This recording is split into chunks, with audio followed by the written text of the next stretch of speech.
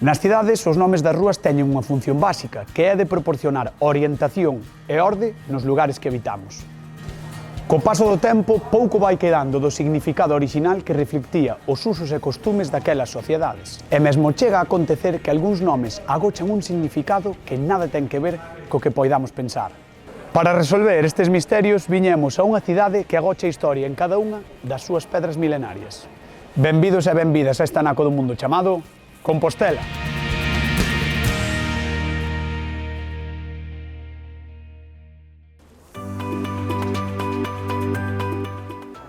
Esta é a Plaza de Cervantes, un lugar emblemático en pleno casco histórico de Compostela. E para saber máis deste sitio, quedei cun veciño que ten moito que contarnos. Denis, ti és cómico e guionista, marchaches fora, decidiches volver xusto aquí. Por qué? Que ten?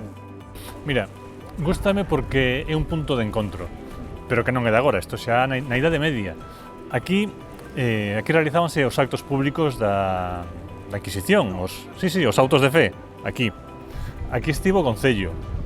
E houve un mercado que polo feito de haber un mercado chamábase a Praza do Campo.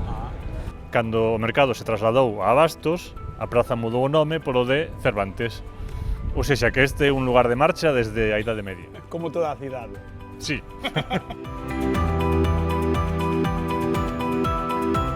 Esta praza ven dar a Rúa do Preguntoiro. E eu pregúntome se ten ese nome porque os peregrinos, igual que hoxe, viñan por aquí e preguntaban. Preguntaba pola catedral, non? Sí, por exemplo. Que pasa moito agora. Claro.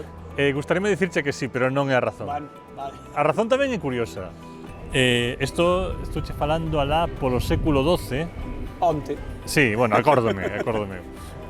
Había unha actividade comercial inmensa dirixida aos peregrinos. Como agora tamén, sí. Que pasa? Que o problema era que non había unhas normas para os prezos do pan, ou o viño, ou a cibache, ou as cunchas incluso, non?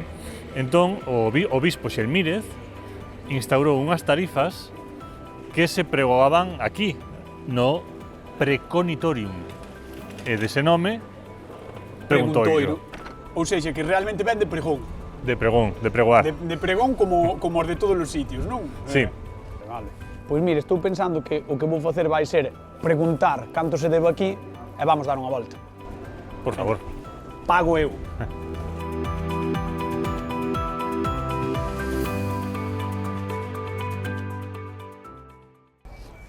A calzada de San Pedro foi desde o século XVI a vía máis importante de entrada de mercadorías e persoas á cidade e aquí mesmo podemos atopar un nome ben curioso que forma parte da paisaxe lingüística da cidade.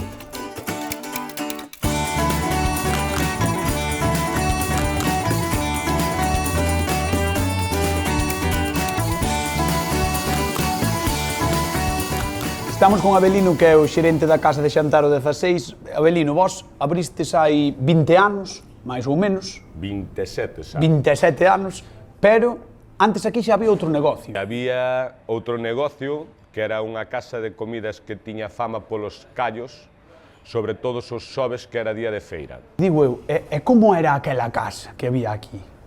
Aunque ven sendo a planta que está á altura da rúa, eran almacéns, primeira e segunda planta só eran as viviendas e o soto eran cuadras. Eran cuadras, por eso as escaleiras que temos suelen ter ese banzo tan alargado e Son tan longas, non? son tan longas, porque por aí baixaban os cabalos. E cando se colleu este local, pois, nun principio intentouse seguir con esa liña de ter unha cociña galega típica con un local típico galego e seguir esa liña, pero avanzando e adaptando aos novos tempos e as novas tendencias. O do nome é algo curioso porque eu escoitei, non sei se é certo, que era porque coincidía co día de feira. No, o do nome foron un pouco máis prácticos. O do nome ven polo número de portal que está ubicado 16. É tan sinxelo como o 4, o 16, o 18 que tamén había na rúa, Tan sencillo como eso. Entón a xente dicía, vou a 16. Vou ao 16 da Rúa de San Pedro e xa sabían cal era. Ou vou ao 4 ou sí, así de sinxelo. Xa que isto xa foi unha cousa tamén de estrategia de marketing, non? Porque todo o mundo coñecía o 16. Foi complicarnos pouco e aproveitar o nome que xa estaba posto, era unha casa de comida tradicional e foi algo no que quixemos conservar, é dicir, ser unha casa de xantar. E racións contundentes, imagino. E racións contundentes. Pusimos brindar polo 16 por moitos anos. Por certo, se queredes vir xa sabedes onde está, na Rúa San Pedro, no número 16. Veña. Salud. Saúde.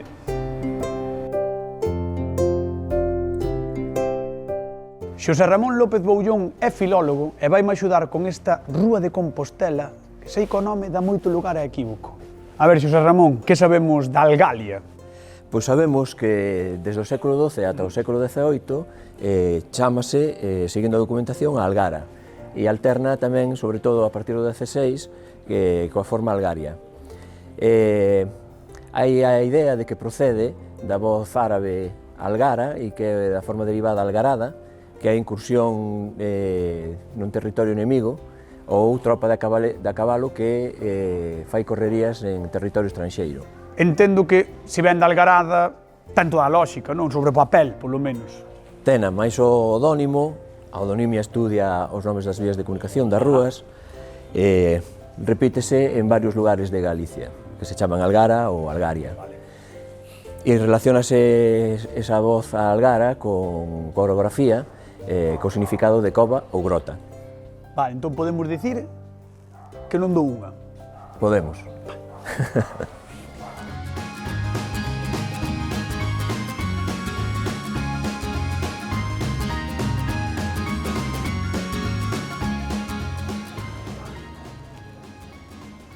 Hola Vicente, hoxe chámote desde un sitio espectacular, Compostela, Campus Stelae. Hola Fran, pois efectivamente estar nunha cidade histórica é fermosa, pero iso de Campus Stelae é unha etimoloxía popular que pouco ten que ver coa verdadeira orixe do nome Compostela. Estás-me dicindo que o nome de Compostela non ven de Campus Stelae, Campo das Estrelas. Efectivamente, Fran, esa é unha falsa etimoloxía popular moi extendida, ata tal punto que o propio escudo da cidade pois difunde esa lenda, non? A lenda está baseada en que o nome Campus Stelae veu motivado pola lumieira que revelou ao anacoreta Paio a tumba do apóstolo Santiago pois no Monte Libredón. Paio comunicoulle estes sinais milagrosos ao bispo Teodomiro, que foi ata ali, ata o Monte Libredón, e ali descubriu pois, o mausoleo coa tumba do apóstolo. Home, iso é o que pensamos todos, non?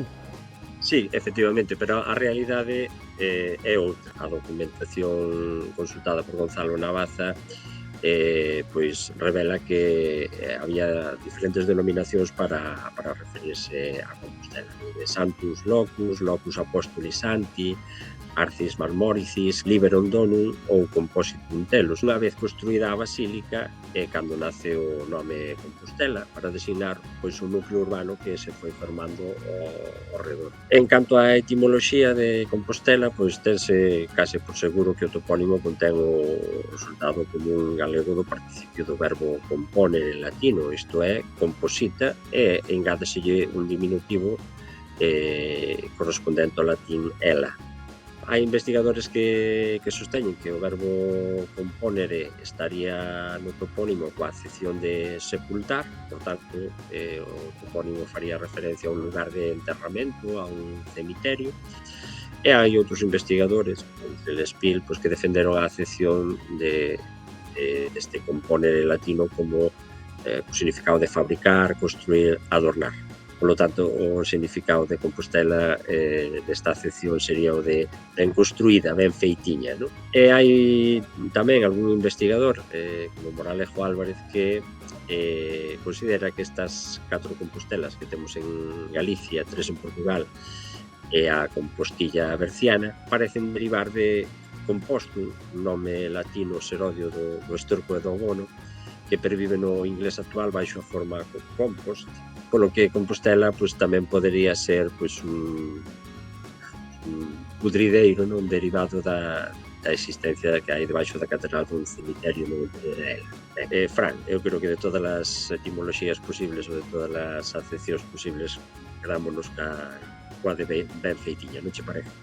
Ai, que han contado, Vicente. Vou non ir asimilando, Veña, ata a próxima. Hoxe aprendemos algo máis dos lugares habitados polos nosos devanceiros e que na actualidade habitamos nós. Moitos deses nomes agochan historias que forman parte do noso patrimonio e que queren ser descifradas. A toponimia agarda por vós.